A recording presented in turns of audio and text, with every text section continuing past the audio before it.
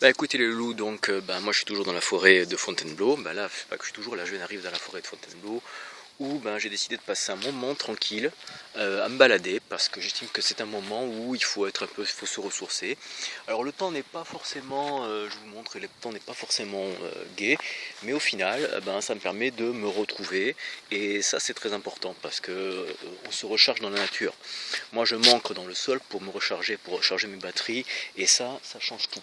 Ça change tout parce que euh, les batteries, on les perd à la ville. Sur Paris, moi je bosse, je perds mon énergie sur la ville et là je les récupère ici.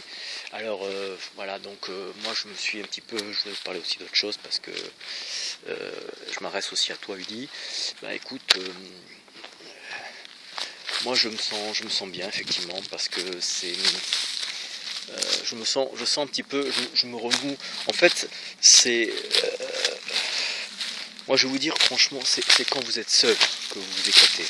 C'est quand vous êtes seul que vous expérimentez des choses. Et c'est vrai que moi je regrette pas du tout d'avoir expérimenté des choses tout seul parce que c'est quand tu es seul effectivement que tu expérimentes, tu fais des expériences. Alors voilà, moi par exemple je vais me promener un petit peu dans les bois, je ne vais pas me balader non plus très loin. Hein.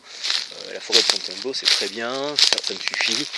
C'est un moment de calme, c'est un moment de je me ressource, c'est un moment voilà, où je marche dans la chlorophylle, dans les fleurs, euh, et, et voilà quoi. Euh, moi je trouve que j'ai beaucoup maigri, alors on m'a dit effectivement que j'avais maigri. La réalité effectivement j'ai maigri parce que je fais attention, j'ai enlevé le sucre, j'ai enlevé plein de saloperies. Mais au-delà de tout ça, il y a aussi l'environnement. Moi je bosse dans une société à côté de conseil. Même si je bosse pas dedans, toute la journée, qu'est-ce que je vois? Je vois des cadres qui sont élancés.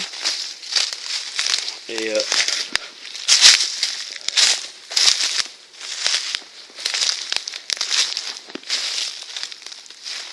toute la journée je vois des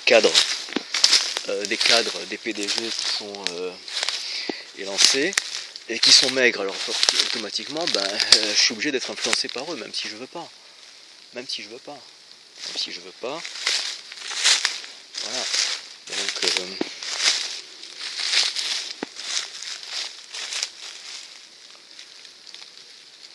c'est truc sympa, hein.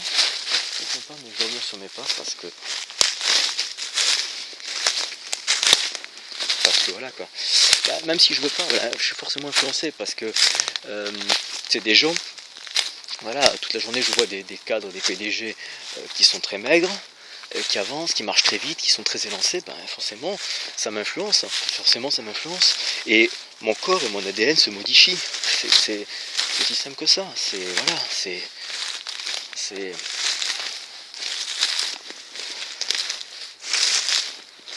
voilà, on est bien là, on est bien. Alors, voilà, donc forcément l'influence. Et puis moi il y a aussi une volonté chez moi très nette, c'est de me différencier de ma famille, de me différencier de mon père. Voilà, donc c'est pas par hasard. Donc je me différencie parce que il faut savoir se trancher un petit peu. Alors maintenant, moi je réfléchis un petit peu toujours à des espèce de blog ou des revenus passifs parce que la morale de l'histoire effectivement c'est bien, hein. Je dirais, j'ai retenu un petit peu l'histoire, c'est que au final c'est vrai que le danger qui s'est produit c'est quoi? C'est tout simplement que pourquoi je me suis retrouvé dans la merde, c'est parce que j'ai pas anticipé. J'aurais pu trouver un boulot, au moins avoir une sécurité financière, une sécurité de l'emploi, mais je me suis retrouvé en pleine dépression, je me suis retrouvé avec aucun soutien de ma famille, à courir après une dépendance affective inutile, avec un gros trouble psychologique parce que j'étais en alerte, en abois, j'attendais la reconnaissance de mon père que j'ai jamais eu. Donc en fait tous ces trucs là qui aujourd'hui avec le recul, bon, je les trouve un peu ridicules, hein, parce que c'est vrai que courir après l'amour de quelqu'un on peut pas obtenir l'amour de quelqu'un, c'est pas je te fais un chèque, etc.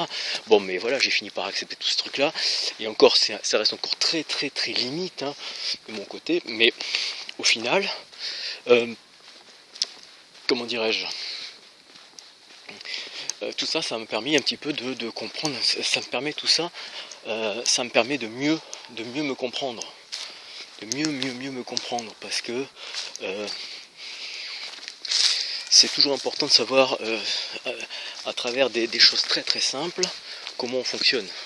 Voilà, ça me permet moi de comprendre comment je fonctionne et comment je me respecte. Et tout ce que je peux vous dire une chose, c'est que tout ça, je m'en serais pas rendu compte si justement mon père m'avait pas envoyé chier. Et même quand j'ai demandé qui m'héberge au moment de l'expulsion, et ben en fait, j'ai essuyé un refus. Je suis tombé aussi devant une incompréhension de la part de ma sœur qui continue à me demander de venir la voir alors que j'ai été en plein dans la merde financière, que j'ai une expulsion, mais elle s'en fout, elle est dans son délire, elle veut toujours attendre de moi, c'est la reine mère, et il faut venir la voir. Donc le jeu c'est que je dois toujours me sacrifier. Donc, mais je me serais pas rendu compte de tout ça si j'avais continué à mener la même vie qu'avant, c'est tout. Donc